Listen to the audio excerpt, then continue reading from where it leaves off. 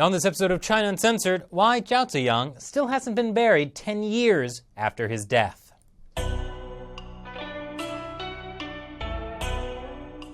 Hi, welcome to China Uncensored. I'm your host, Chris Chappell.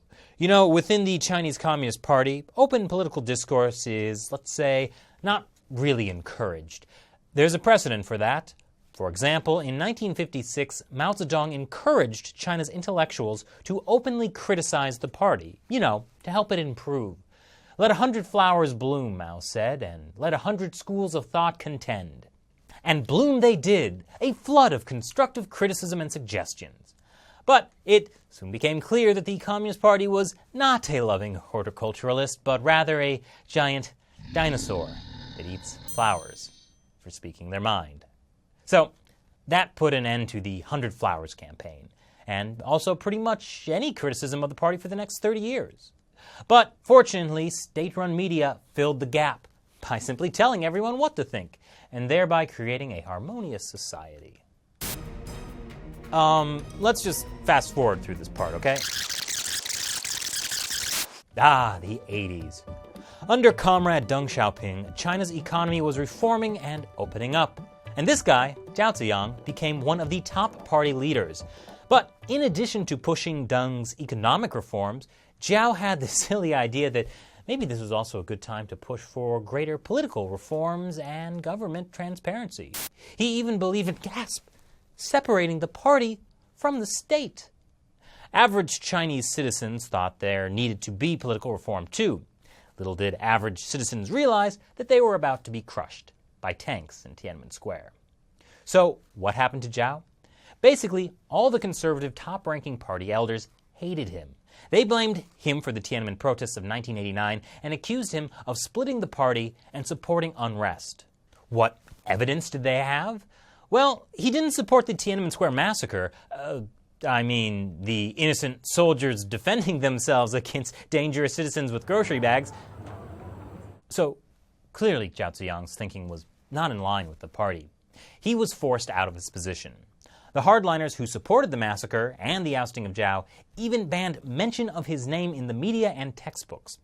Although Zhao was never formally charged with a crime or expelled from the party, he spent the rest of his life under house arrest. The party buried Zhao in the press. But when he died in 2005, they refused to let his family bury him in the earth. Well, they did offer to inter his ashes in a tightly controlled party cemetery, but his family didn't want that since they were concerned they wouldn't have access to the burial site. After all, the party heavily restricted news of Zhao's death and prevented public mourning. They were afraid his death would galvanize his supporters to protest. The politics here got complicated. Who controlled China's security forces at that time?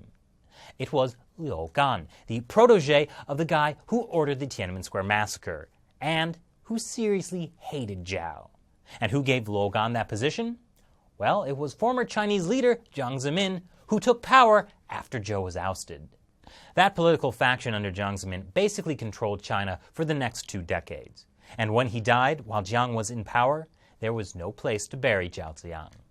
However, when current Chinese leader Xi Jinping stepped into power in 2012, he began a massive purge of Jiang's faction, the so-called anti-corruption campaign. So the political winds have been shifting.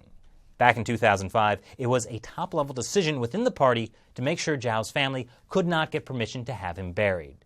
And now, as those with ties to Jiang have been dropping like flies, suddenly that permission has been granted. That's no coincidence. Of course, permission to bury him is still a far cry from what's called rehabilitation, where a purged official has their reputation restored. It's actually even a far cry from even a burial, because the family still has to make an agreement with the party on where to bury his ashes. But apparently, it's been several months of discussion between the family and authorities to get to even this point. But if this process has been going on for months, that does sync up nicely with the acceleration of Xi's anti-corruption campaign. So, does this mean that all you flowers out there can start blossoming freely in the streets of China? Well, you could, but if I were you, I'd be careful. I think that flower-eating dinosaur is still out there. What do you think about the burial of Zhao Ziyang and his legacy? Leave your comments below. Once again, I'm Chris Chappell. See you next time.